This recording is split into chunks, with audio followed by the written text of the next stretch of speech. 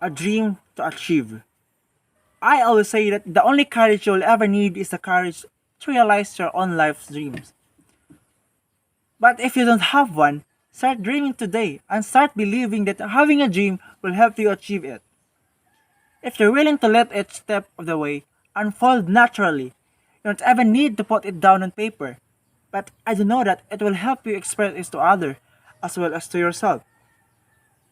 I'm not sure if I even believe in myself, but the truth is that you deserve the best life has to offer and to be your best self. Why? Due to the fact that you were present, you should have the best life you can. But what exactly must we do to realize our aspiration? All of us experience a great deal of hardship during this pandemic. For someone like us who is a student, but especially to our teachers, parents, or guardians who give their all to uphold and carry out their duties to us, we have encountered various things on our journey, such as struggles, breakdown, tears, and pains. This stage of our lives had a significant impact on our growth and progress as people and who we are today. The pandemic outbreak has claimed a great deal of lives, but we are still alive and well today. Even, even in a situation like this, simply being alive is reason enough to be thankful because not everyone has a good fortune to present and be present for this speech. We shouldn't discount or undervalue it. Around the world, various scenarios and situations have occurred. Numerous businesses have shut down. Some schools no longer offer face-to-face instruction. Many students have abandoned their studies due to financial hardship and a lack of resources. And some people are experiencing problems or unease with their physical, mental, emotional, or spiritual health. With all of these events taking place in our world, this year was not simple. It's not something we'd always want to reminisce or remember, but I like to enlighten you up on the reason and listen behind the shadows we see. We are always complaining, longing for more, asking for what we want, deciding what material things that we don't actually need, and we are more being a hypocrite, vocalizing our opinion on social media platforms, whether we are stepping down or someone or not. Do you want to be known as a complainer? Are you the type of person who is constantly complaining?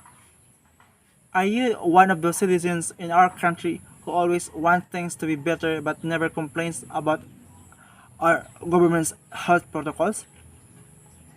Well, I hope there aren't any people here with that mindset. A mindset that would rather look and focus on other people's mistakes but couldn't change their own bad attitude and manners. A lot of woke people on social media platforms, mostly from our generation today, have contributed significantly to the division of youth.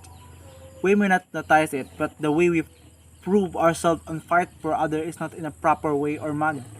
As everyone is talking and trying to be heard, no one is willing to listen. Misunderstanding and miscommunication frequently happening to both parties. On the plus side, though it did show that some people still behave properly on social media sites. People who should be teaching today's youth how to properly conduct and process a debate on a topic they care about in a battle. We, the youth or students, are much more aware on what is going on in the world. We are fortunate enough to be guided and educated, but it doesn't end there. Whether you are the smartest students, the average students or not, you are equally responsible for every decision you make and every word you speak. I am aware that some of the students here who are listening in the speech are going through a difficult time in their lives. I am aware that some of the students are finding it difficult to adjust to the new educational system. And I am aware that not everyone listening to this speech is in good or stable health, whether it be physical, mental, emotional, or even spiritual. Each person carries their own burdens. Each person feels differently. Each person experiences their own emotion. Everyone deals with issues on their own, whether they are personal or family related. Financial difficulties are a problem for many people, even after thousands of years. If we keep listing all the negative aspects of our lives, we won't be finished. Issues will inevitably arise. It has always been a part of our lives and always will. To advance and become more powerful, we must get over our obstacles. I am aware that the majority of us experience academic stress.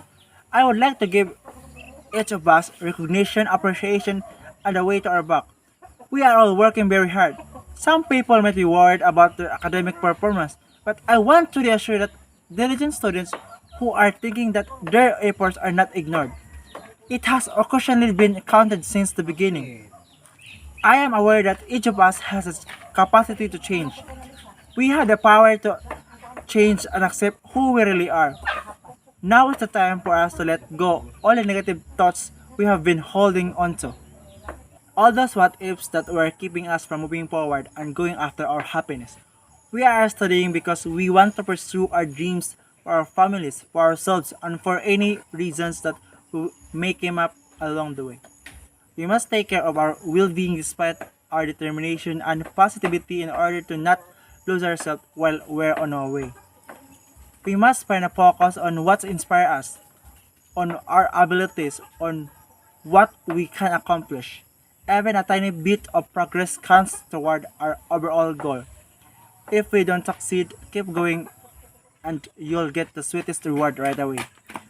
We have to put in a lot of effort, so take a moment to relax and breathe while we work. You should always give yourself a hug and pray. After all, we all have dreams for a variety of reasons, including our happiness, our desire to repay our parents for their sacrifices, our desire to succeed, and our desire to demonstrate to ourselves that there are numerous reasons why we have dreams. However, we must always keep in the mind that no matter what we accomplish or what we become in the future, we must never forget the people who helped us along the way and who have supported us throughout our journey. And that should be all. Thank you.